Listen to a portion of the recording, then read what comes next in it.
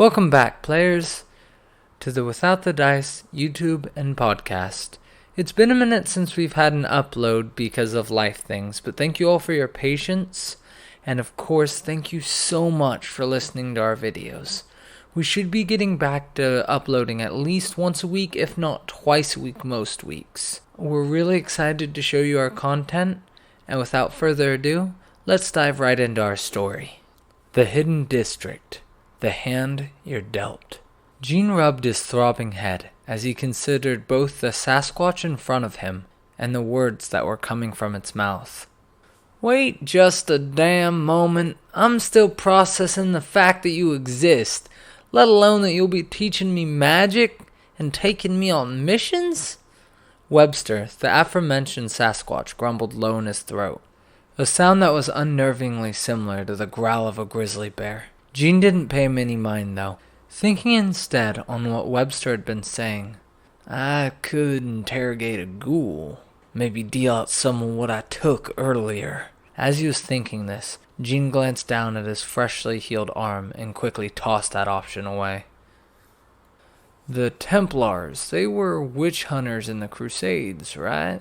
Thinking of his budding magical ability, all Gene could think of were men in armor poking him full of holes.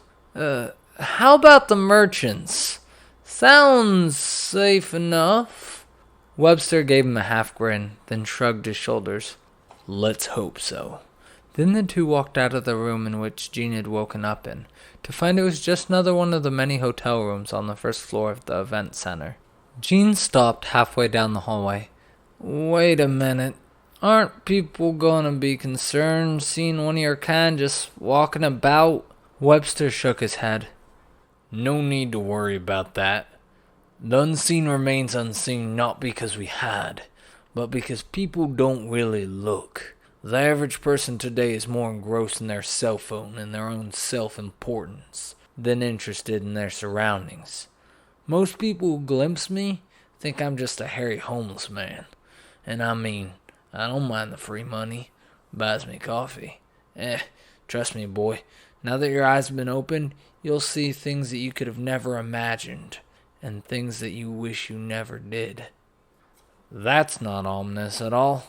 Honestly, I never wanted any of this. I just wanted to make enough money that I could take care of my ma. Webster nodded his head.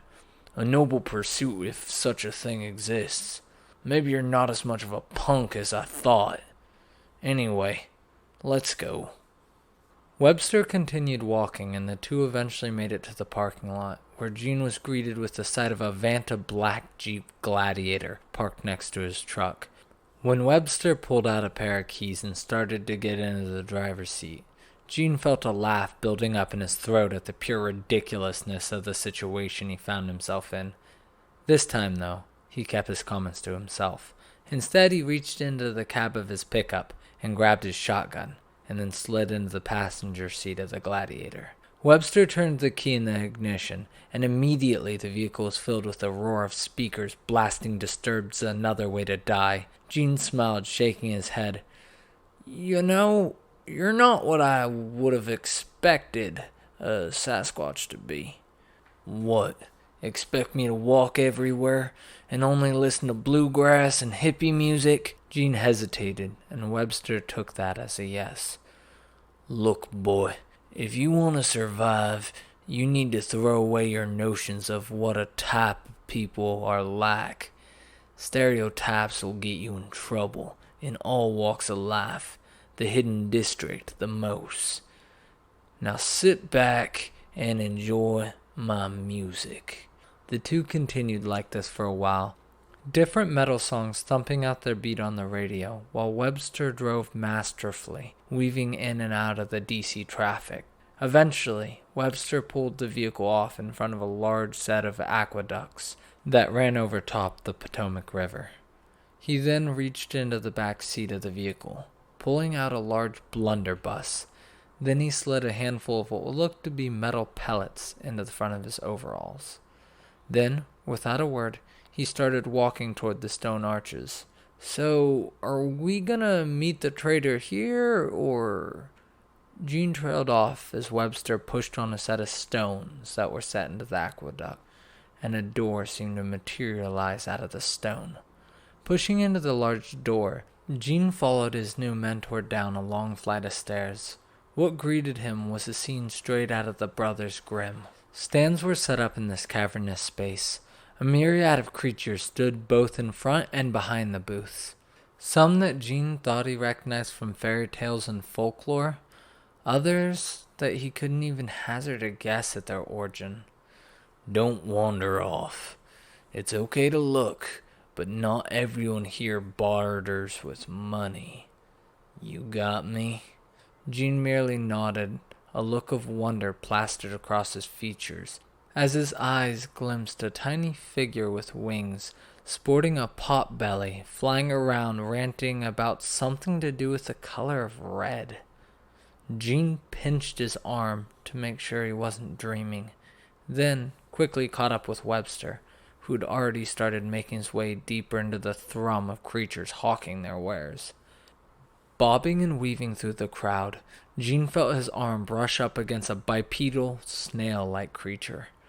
A thin slime coated his elbow as he moved away. Eventually, they came upon a wool tent that took up an enormous amount of space.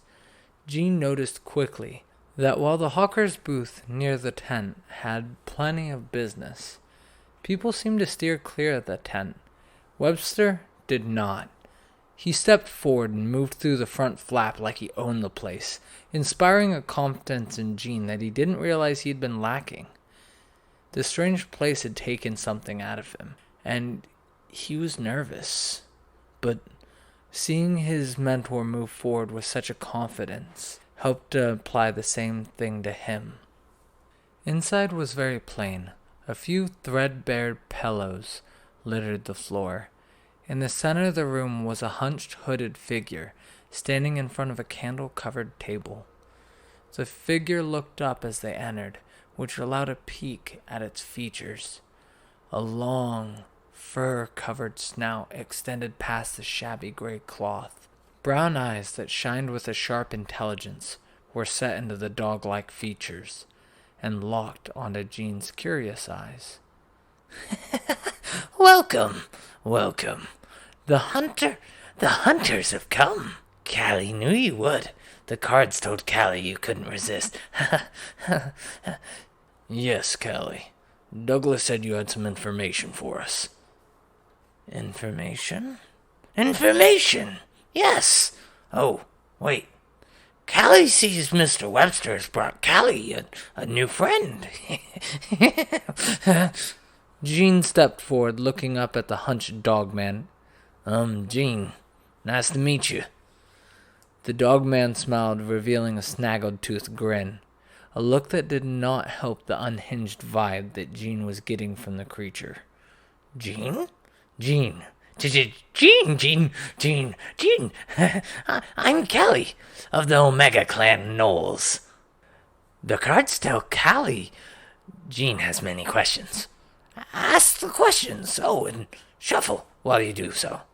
The creature hopped forward, placing a deck of cards firmly into Gene's hands. Looking down, Gene noticed the cards seemed to be printed onto some kind of hardened leather, or skin. Gene shuddered, thinking it better not to ask what they were printed on, and just to play along. What kind of question should I ask? Webster shrugged. Anything, really. The Knolls tend to be quite good at divination. Just ask a question that you're interested in having answered, and you'll have yourself several riddles for answers. Callie's whiskers bristled at this. No. Not riddles. Answers. You'll see. Callie is good. Callie help you find answers. Gene thought for a moment, mindlessly shuffling the cards as he did. It didn't take him long to come to a conclusion on what he would ask. What should I expect in this new job of mine? Callie bobbed his snoot up and down. Good question. What will Gene Hunter, the Gene Hunter, do?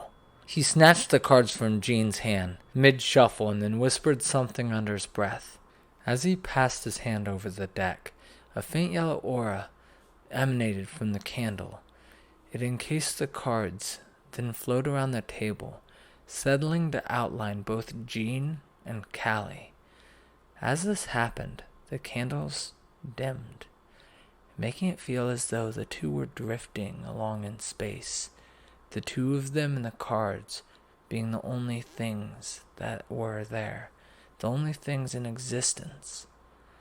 Callie held the cards out, and Jean instinctively took the first card, laying it down between the two of them. On the card was the image of a moon between two towers with two wolves howling up to the sky. The upright moon. This indicates that someone is holding something back from you. You should be careful of those you trust in this new life you are starting. It also symbolizes an illness, one that may cause you pain and trials in your future. Jean thought on this, wondering who would be withholding information from him, and what that could mean. It seemed obvious to him that the illness was related to his mother's cancer somehow, a sign that immediately made him realize how important this reading may be for his future. The next card he pulled from the deck showed the image of a magician standing in front of a powerful altar with tools that represented all four directions, as well as a glowing fireball, a moving pool of water, a large stone golem, as well as a small miniature tornado in his hand. Ah, the magician standing tall. Callie's impressed. Callie's very impressed. This shows that if you trust yourself, you will go far. And that, no matter what the situation is, you should keep in mind that there is power and magic in your words and actions. Also, don't forget, you may learn about yourself in this job more than you could have ever imagined. But keep in mind, the information you get, you should keep close to your chest. You know, chest. As a magician never reveals his secrets. Jean slowly took this information in, and hoped it meant that this thing with the hunters was the right move, but decided to think more on it later, and his hand moved out and drew his final card. Placing it down between them, he saw what looked to be an image of him laying face down on the ground, with 10 swords puncturing deep into various parts of his back. He recoiled at seeing his likeness being mutilated so horribly. The 10 swords upright. This bodes bad news. You've been betrayed. And this betrayal will cost you much hardship. A hardship you may never fully recover from. Luckily, I can tell you more about this one. Jean looked up and saw that Callie was now staring down at him forlornly, a look of pure apology written across his features. Tears were welling up in his puppy dog-like eyes. The betrayal you will suffer will happen in 5, 4, 3... Jean and Webster glanced around quickly, looking for whatever was coming, when several armored men in full plate mail with red crosses painted onto the metal stepped into the tent. Webster pulled his blunderbuss to bear as he noticed splatters of blood coated each armored individual. A total of 10 people entered the tent, and Callie slowly moved back away from his reading table, all cards now tucked away in his robes. A deep baritone voice echoed out from one of the bucket helmet soldiers. The deal is done. The Omega Clan will be spared from the purging process as agreed. Callie shook underneath his robes in fear. As he backed out of the rear tent flap, he looked toward Jean and Webster. I'm so sorry, but I have to protect my people. Then as he stepped out of the tent, quick footsteps could be heard in the silence, intermingled with loud sobbings of the knoll. "The Templar, I presume?" Webster said, his blunderbuss still leveled on the one who had spoken toward Callie. Indeed we are. You're the hunters that we attempted to parley with. Instead, you chose to deal with that vile creature. It lets us know your group is more interested in befriending these monsters than killing them, like the dogs they are. I guess it doesn't matter now. Our bannerman has told us we have to take you in, or die trying. So will it be the easy way, or the hard way? Webster shook his head, his face screwed up in anger. "Your group caused untold death and destruction in the Middle Ages. It took forever to find a way to get your lot to calm down and come to the table. Why start again now?" The man slowly drew out a brutal-looking longsword, while staring straight into the barrel of Webster's blunderbuss. Not my place to say. If you want to know, you'll just have to come with us. Now I'll ask you again. Will it be the easy way or the hard way? Webster hazarded a look at Jean, while keeping a white-knuckle grip on his gun. "Pretty sure they slaughtered the merchants out there. Don't know how well this will go for us if we fight, but I've never been one for the easy way. What do you think, boy?" "What do you think, players? The Templars seem to have them cornered. They've already wreaked havoc on who knows how many other innocent creatures. It's a dangerous situation, and it doesn't seem like there's any good opportunities. But they have to deal with what they're given, and a decision must be made in this high-stress situation. And it's your decision to make. So, what will they do? They could, 1, stay and try and fight. They might be outmatched, but these murderers need to be put down. 2, they could try and run and make an escape out the back flap that Callie left from. 3, they could go easily and see what these Templars are planning, maybe escape from there, or even talk their way out. Hell, they might even be able to get some good information. Or maybe something else. If you have an idea of something Jean and Webster could do in this situation, let us know in the comments down below. And the comment with the most votes when we go to write the next part of our story will be the one we'll go with. It's been a great ride having you guys along for this story. Thank you once again for sticking around for another piece of the story that we're all creating together. Don't forget to like, comment, and subscribe. It really helps us be able to reach more people, get more votes, and just have a little more reaction in the comments. It's much more fun to see you guys enjoying this and wanting to know where it goes. But until next time, I love you all, and thank you for watching. Let's write a story. Let's play a game without the dice.